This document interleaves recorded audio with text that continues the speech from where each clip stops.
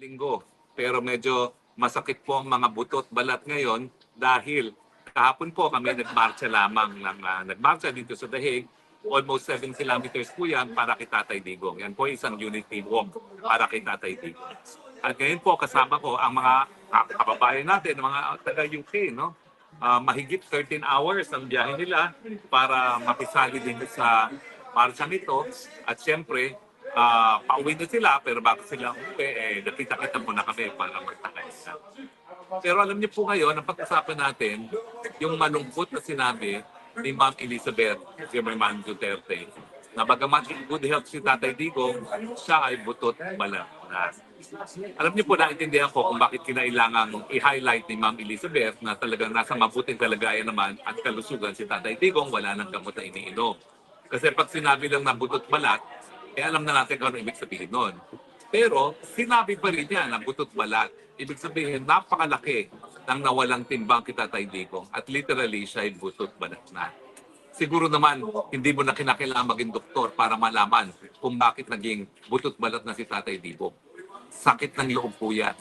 Sakit ng loob dahil nangyayari ngayon, yung pinakaayaw niya mangyari na siya ay hinuhusgahan ng mga dayuhan. Talaga naman kung mula nung nagkaroon ng isang joint article na nagsasabi na dapat maimbestigahan si Tatay Digong for crimes against humanity, 2017 pa po yun. Sinasabi na ni Tatay Digong, ano sila, hilo? Independenteng bansa ang Pilipinas, may sarili tayong hukuman. Kung meron gusto magreklamo laban sa akin, dito sila sa Pilipinas sumarap. Dahil mababaliwala yung pagkamartir ng ating mga ninuno na nagpakamatay para magkaroon ng malaya at independenteng Pilipinas. Pero ngayon po, nangyayari na yung kanyang bangungot na siya po ngayon ay hinuhusgahan ng mga dayuhan sa mga krimen na di mano ay nangyari sa Pilipinas. Ang nakakalungkot pa po ay dalawang bagay. Sinasabi nila 30,000 daw ang mga namatay dyan sa war and drugs si Tatay Digong. Pero dun sa arrest warrant, 43 ang sinasabi nilang biktima. Pangalawa po, sinasabi nila na overwhelming daw ang ebidensya. Pero anong katotohanan? Hanggang ngayon pa lang sila na nagkukumbinse ng mga pulis na sa Pilipinas na tumistigo laban sa kanya. Humingi sila ng karagdagang panahon para ilabas ang lahat ng ebidensya laban kay Tatay Digong. And yet, ngayon pa lang po sila nakikipag-usap sa kapulisan na tumindig bilang testigo. Kaya nga po, naiintindihan natin kung bakit balat buto na lang si Tatay Digong. Nasisiraan na po siya ng loob. Kaya nga po siguro nawawala na ng gana. Dahil nangyayari nga yung pangungot niya at siyempre napakatagal ng proseso. At dahil siya naman po ay dating prosecutor at abogado rin, alam niya na hindi makatarungan na nangyari sa kanya. Pantakin ninyo, 120 days plus na siya nakakulong and yet wala pang probable cause. Sa Pilipinas po kasi, bago ka makasuhan sa hukuman, dumaan ka na sa proseso ng preliminary investigation. At titignan na doon kung merong ang krimen na nangyari at may posible ba na inasasakta lang gumawa ng krimen. Ngayon po, wala pang ganon. Mangyayari pa lang po yan simula September 23 sa confirmation of charges. Doon pa lang po pruebahan ng prosecutor kung merong probable cause. Meanwhile, 120 days na siyang nakakulong. Sa totoo lang po, sinabi naman ni Ma'am Elizabeth na butot balat, yung ibang mga anak naman talaga ay nalulungkot din dahil kada bisita nila, nakita niyo naman kung paano yung naging asta ni Mayor Baste. Lungkot na lungkot siya doon sa huling araw niyang pagdalaw. Si Congressman Pulong, hindi na po humarap sa amin dahil hindi na niya kaya kaming harapin. Dahil baka nga siguro maluha siya. No?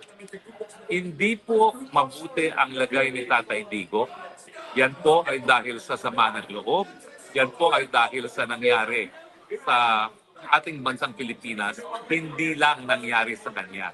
Malungkot po ang nangyari sa kanya dahil nga po linabagang soberenya natin at ngayon po ay linalabag ang karapatang pantao rin ni Tatay Digong.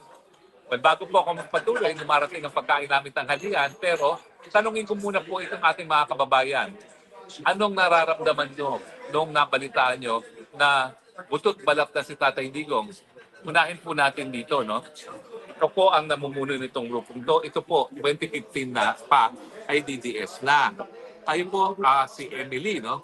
Si Emily po ay DDS na 2015 pa lamang. Balik-balik po sila rito, ha? Ilang oras kayo sa England papunta rito? Sumatsan? 13 hours. Balik-balik po yan. Ilang beses ka na bumalik mula nung kinulong si Tatay Tiki? Ako po, attorney, nakasampung beses na kumulay 10 beses. Napakagastos po niyan. Magkano rin ang gastos nyo? Dahil kada punta nyo rito, nag-aarkila kayo ng bus at nag-ano kayo ng hotel. No? Magkano kada punta nyo rito? Well, napakalaki po ng gastos ko. Kasi sa hotel lang, tsaka sa bus pa, tapos syempre pagkasin pa namin. Pero yan po ay galing sa bulsa namin. Voluntary po ang pagpunta namin dito. Hindi po namin iniisip ang aming gastos. Ito po ay para kay Tatay Digong. Para ipakita po namin ang buong suporta at pagmamahal po sa ating mahal na Tatay Digong. Kami po ay nalulungkot noong nalaman namin, narinig po namin, attorney, ang live po ni Ma'am Elizabeth na nagsasabi na gano'n na nga po kalagayan ni Tatay Digong. Ang sakit po sa amin na mga supporter ni Tatay Digong na nagmamahal sa kanya. Ano po ang kalagayan niya? Sana po maparinggan ng ating government ngayon, lalo na sa ating presidente ngayon na si President Marcos. Sana mapakinggan niya ang mga hinaing ng lahat ng mga tao na nagmamahal kay Tatay Digong.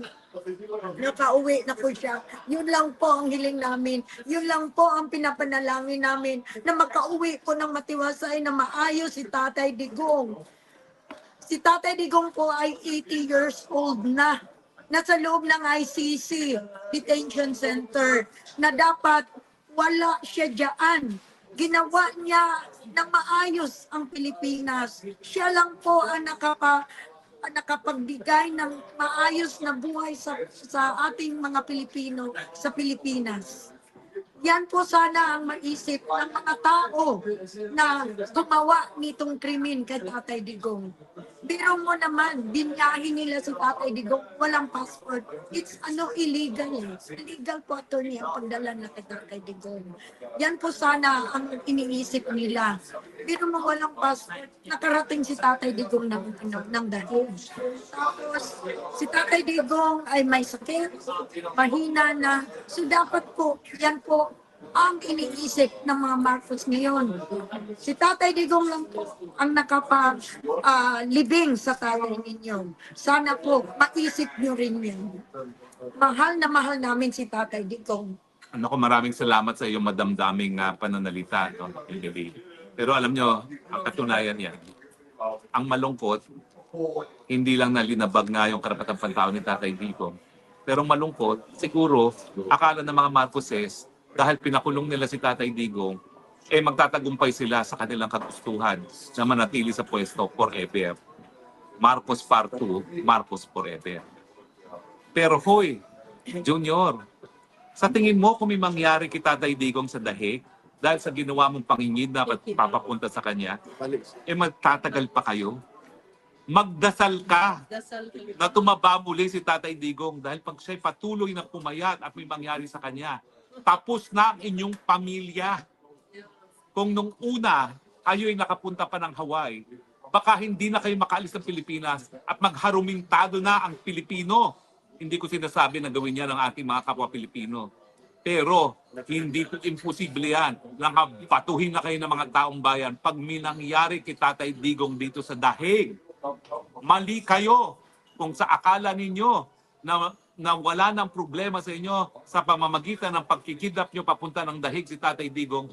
Pag minangyari, pangungot yan sa inyong lahat at sa mga henerasyon na darating ng Marcos.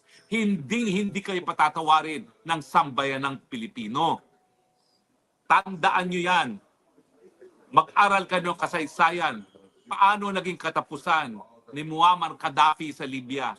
Hindi malayo, ganyan din ang gagawin sa inyo. Hahatawin kayo ng taong bayan sa galit pag minangyari kay Tatay Digong. Kahit saan pa kayo magtago, may Pilipinong magagalit sa inyo at hahataw sa inyo. Hindi ko sinasabing gawin yan. Ako'y Kristiyano, hindi ko sinasabing dapat gawin yan. Pero ganyan po ang posibleng mangyari sa galit, sa hagupit ng sambayang Pilipino pag may nangyari sa inyong lahat. Pero pag-usapan natin, anong pwede natin gawin ngayon bilang mga Pilipino? Sa tingin nyo ba naging epektibo yung marcha natin para makamit yung ating ninanais na maipauwi si Tatay Digo? Si Rox. Nararamdaman ng mga tao yung solidarity na sama-sama tayo na nagmarcha. Kasi yun lang ang alam namin gawin eh. Yung magmarcha para makita na may mga Pilipino, kahit nakatira kami sa London, pumupunta kami dito in any way we can sa sarili naming gastos. Pero yun lang. Pero sa totoo lang, nananalangin kami gabi-gabi, naiiyak kami gabi-gabi. Kasi he's 80 years old. Enough. Ang tagal niya nang nasa detention. Kung may kailangang magdesisyon ng ICC, kailangan pati sila. So gusto na sunugin namin ang building ng ICC. Bakit nila kinikip si Digong on what charges? Ang tagal ng September. Pero lahat kami nangangarap na makalaya siya. Totoo lahat sinabi ni Attorney Harry Roque. Napakaraming Pilipino. Yung iba hindi makarating dito because of some reasons. Pero ang dami namin kilala, magkakaroon uli ng sigalot pag may nangyari kay tatay. Yes. Yun lang masasabi ko. Malinaw po ang aming sinasabi.